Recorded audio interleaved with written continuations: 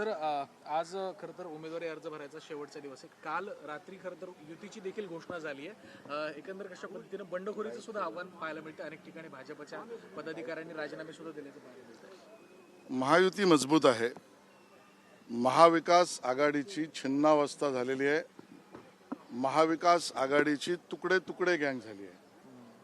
तुकडे तुकडे गँग विचाराने पण झाली आहे आणि तुकड्या तुकड्यात ते विभागले गेलेले सुद्धा आहे.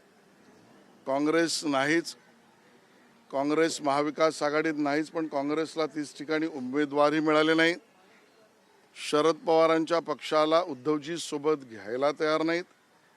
शरद पवारांच्या पक्षाचे मुंबईचे अध्यक्ष पक्ष सोडून निघून गेले. शिवसेना उद्धवजींची आणि मनसे याच्यामध्ये विवाद सुरू आहेत. मनसेचे पदाधिकारी राजीनामा देत आहेत. उद्धवजींच्या पक्षाची लोक उमेदवारी अर्ज अ ब फॉर्म न मिळता भरतायत आणि त्यामुळे उद्धवजींच्या पक्षात अजून एक विचारधारा, एक पित्याची, एक पुत्राची, एक उद्धवजींना मानणारे, एक आदित्यजींना मानणारे, या पद्धतीची चालू आहे. आणि म्हणून बेबनाव हा महाविकास आघाडीत आहे. महायुती मजबूत आहे.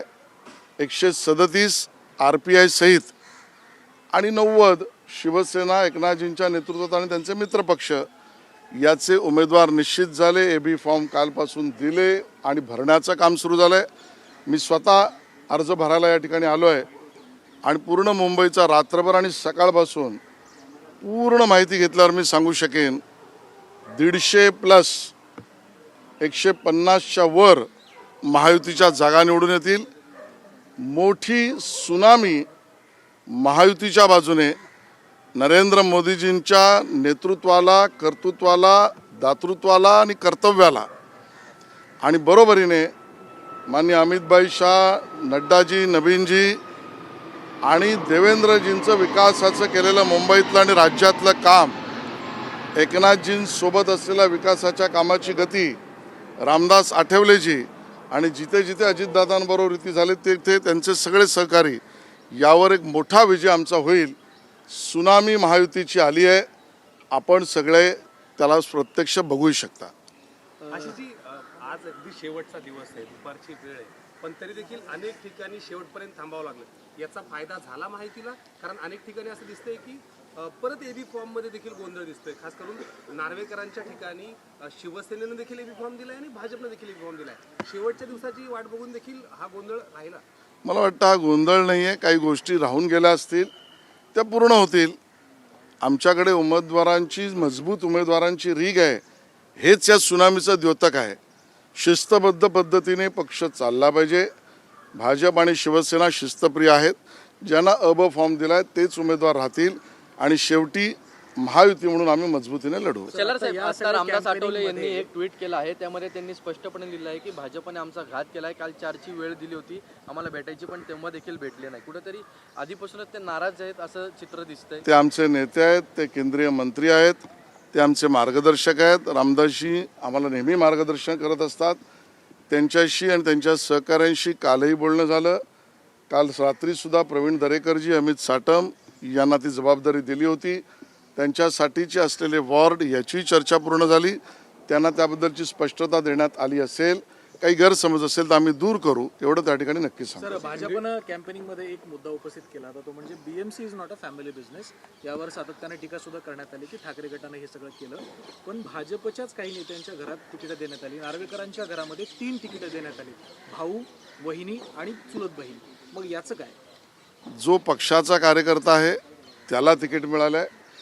जो परिवारात कोणाचा तरी नातेवाईक आहे म्हणून तिकीट दिलं असं झालेलं नाही. आम्ही करणार नाही, करू शकत नाही.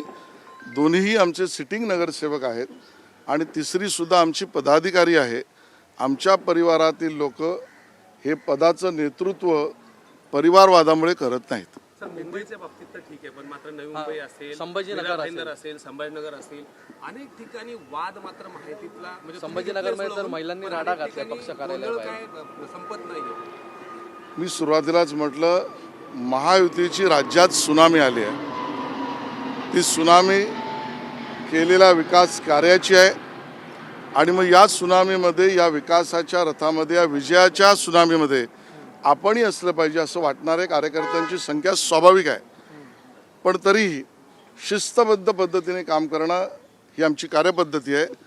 गडबडी असणार नाहीत, असल्या तर ते दुरुस्त केल्या जातील. आज सकाळी संजय राऊत असं म्हणाले की या निवडणुकीमध्ये पंतप्रधान देखील प्रचाराला येतील, दुसऱ्या राज्यांचे मुख्यमंत्री येतील. मग मला वाटतं हे महाराष्ट्रातले- घाबरतायत का? मग महाराष्ट्रातले मुख्यमंत्री मला वाटतं सक्षम आहेत संजय का? राऊत रुमाल घेऊन सकाळी तुमच्या समोर तोंड आणि घाम पुसत का उभे राहतात?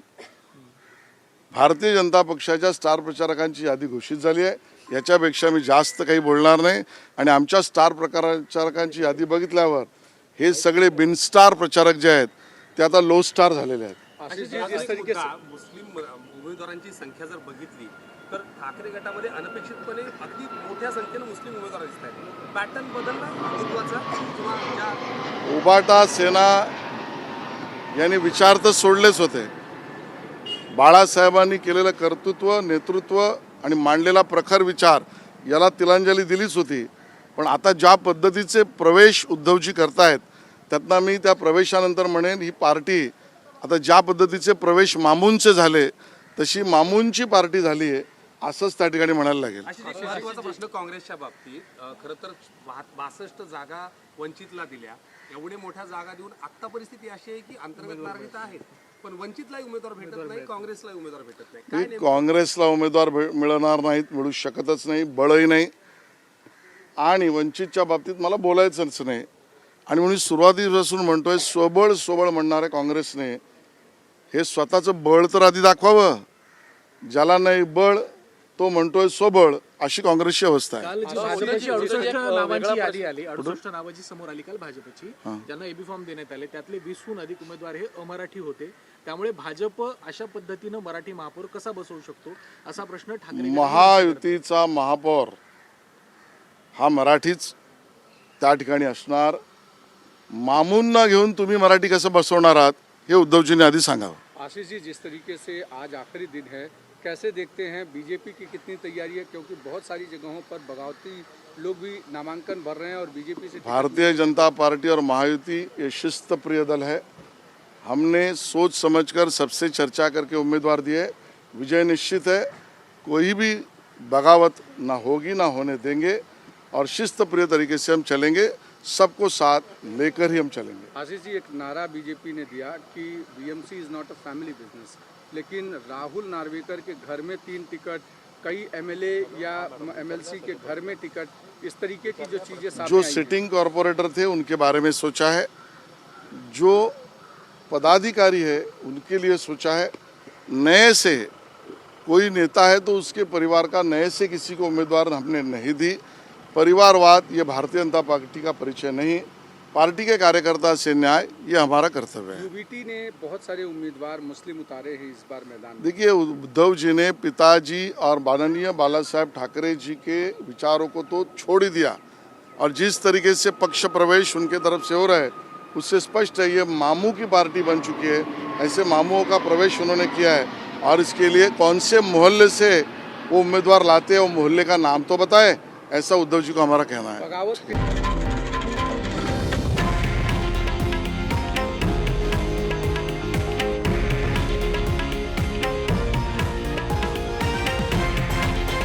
हे आहे देशातील नंबर 1 न्यूज नेटवर्क आणि आपण पाहत आहात TV9 मराठी, एकमेव.